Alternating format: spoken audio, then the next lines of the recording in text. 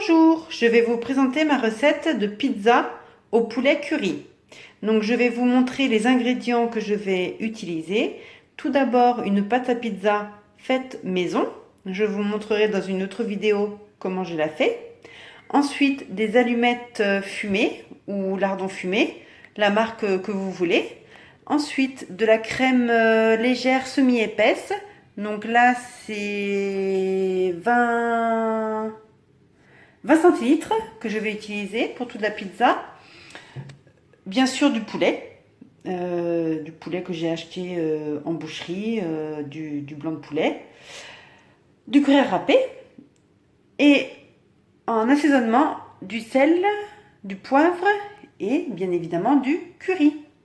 Donc je vais vous montrer la préparation. Alors pour la préparation, je vais commencer par couper mon blanc de poulet en tout petits morceaux.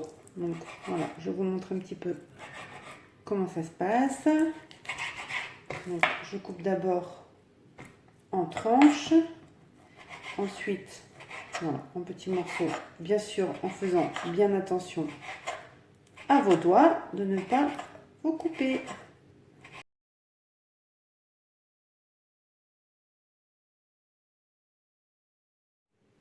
Alors, je vais vous montrer pour la cuisson de la viande. Tout d'abord, mettre un peu d'huile, juste un filet d'huile, hop, pas beaucoup, dans la poêle.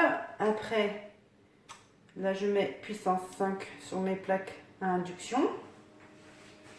Laissez chauffer un peu. Ensuite, je rajoute tranquillement ma viande. Voilà. Et je surveille la cuisson. Un petit peu plus fort pour bien faire revenir.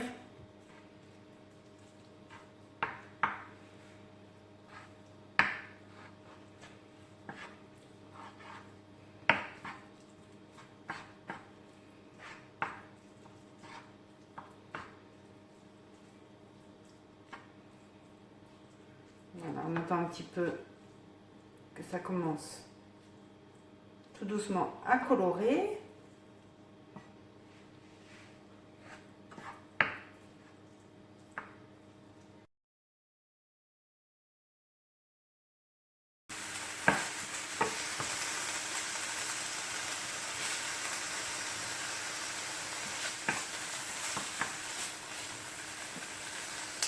Voilà, donc là, vous voyez que ça commence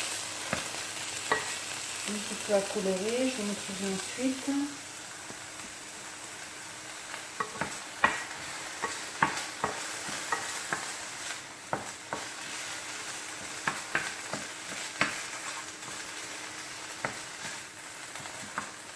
On va rajouter le curry en poudre.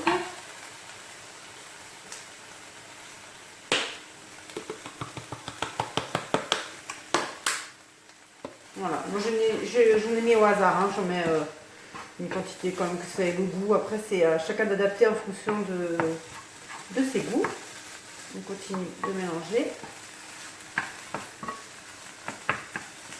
Voilà, et là, hop, ça si vous voyez bien, on voit, voilà, un petit peu, ça commence à colorer et à jaunir avec le curry. Voilà, on continue.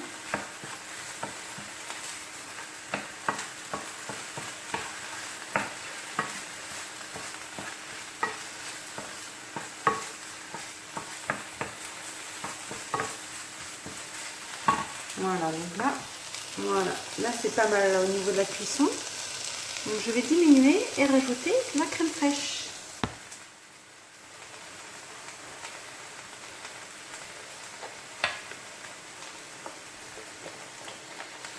Donc je mets à peu près les 3/4, les 3/4 à peu près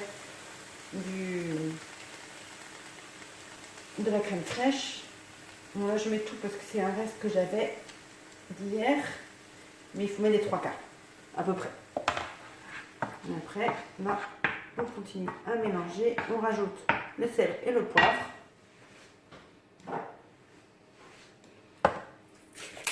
poivre et du sel selon les goûts de chacun.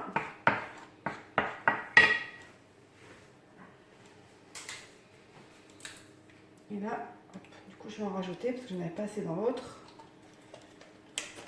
Crème fraîche. Voilà, donc là, on est pas mal. Alors, je vous laisse regarder un petit peu. Et donc là, on va laisser mijoter un petit peu tranquillement. Là, j'ai diminué, j'ai mis à 3. Tout à l'heure, on était à 5. Après, ça dépend du type de plaque que vous avez. Là, ce sont des plaques à induction. Donc voilà, là, c'est mélangé. Et je vais laisser mijoter tranquillement pendant, je sais pas, 5 bonnes minutes.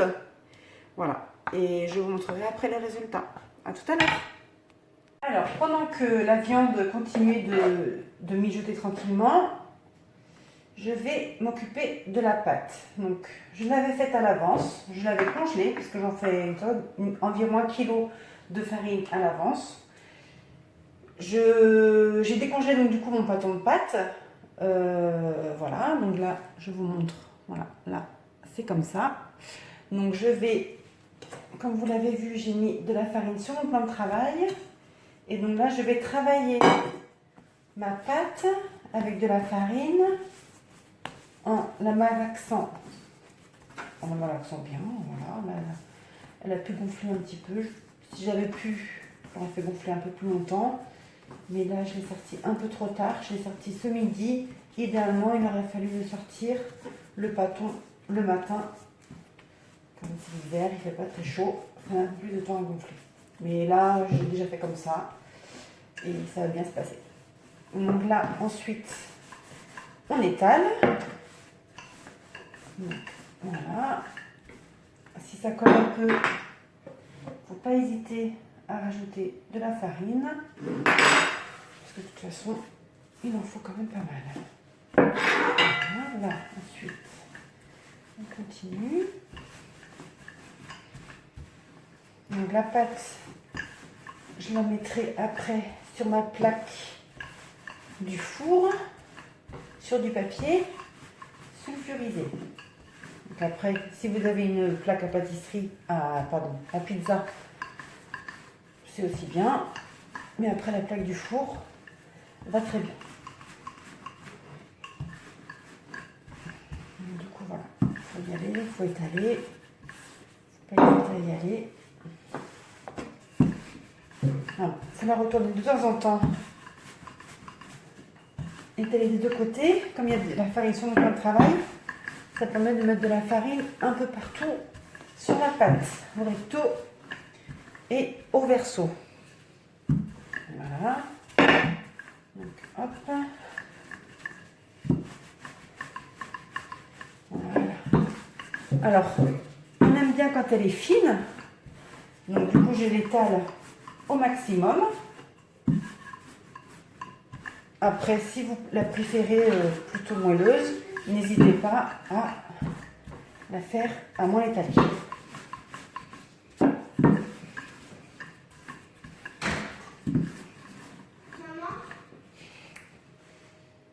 Voilà, donc là, j'ai étalé ma pâte. Je vais vous montrer, voilà, un peu plus près. Donc, ça fait à peu près la taille de ma plaque cuisson. Et donc, on va regarder comment ça se passe au niveau de la cuisson. Et ben voilà, c'est pas mal. Voilà, vous voyez. Voilà. Ça revient tranquillement.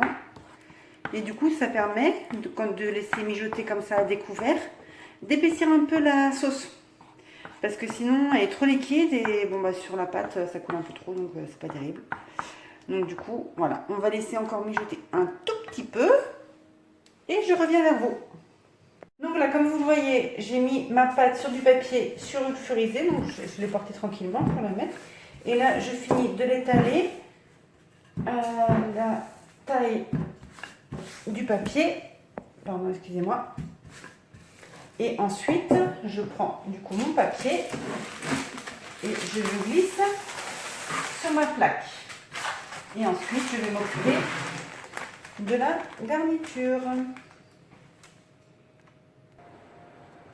Donc, je verse directement sur ma pâte le reste de crème fraîche qui restait dans mon pot de crème fraîche. Donc voilà, je verse comme ça, hop, n'hésitez pas. Et ensuite, j'étale avec une grande cuillère, tranquillement, voilà. Pour mettre bien sur les bords surtout. Comme ça rend les bords un peu meilleurs. Voilà.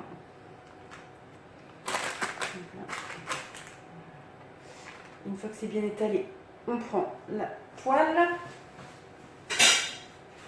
et verser donc la garniture. Voilà, et après vous étalez avec votre cuillère en bois, avec le plat de la cuillère pour pas râper la pâte à pizza, donc de préférence. Voilà, et on va poser ça. Voilà, voilà, vous étalez au maximum. Voilà, et ensuite on rajoute les lardons. Donc une barquette de lardons, à peu près 100 grammes. Vous mettez un petit peu partout. Voilà. Et après, on rajoute le gruyère. J'en ai mis à peu près 30 grammes de gruyère râpé. Donc voilà. Et une fois que tout ceci est fait, j'ai déjà préchauffé mon four à 220 degrés. Il faut que la pizza prenne bien au début de la cuisson pour qu'elle soit encore meilleure. Là, j'étale encore un peu. Et donc, je vais la mettre au four à 220 degrés pendant, je dirais à peu près un quart d'heure, 20 minutes. Et une fois que la pâte est bien saisie et que la garniture commence à cuire, j'essaierai de vous montrer tout à l'heure une petite vidéo pour vous montrer comment c'est rendu. Vous baissez à 180 degrés pour finir la cuisson. Voilà, allez, je vous montrerai la suite après. Alors, juste, j'ai oublié, vous montrer juste de plus près à quoi ressemble la pizza juste avant la cuisson. Et je vous montrerai tout à l'heure la suite. Je vous montre un petit instant comment est rendue la cuisson de la pizza. Donc là, on était à 220 degrés et je vais diminuer à 180 degrés. Voilà. Et je vous montrerai à la fin quand ça sera terminé. À tout à l'heure.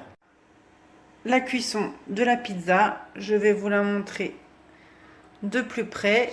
Donc là, elle est restée sur la plaque du four avant d'atterrir dans nos assiettes. Rien qu'à l'odeur, je sens qu'on va vraiment se régaler.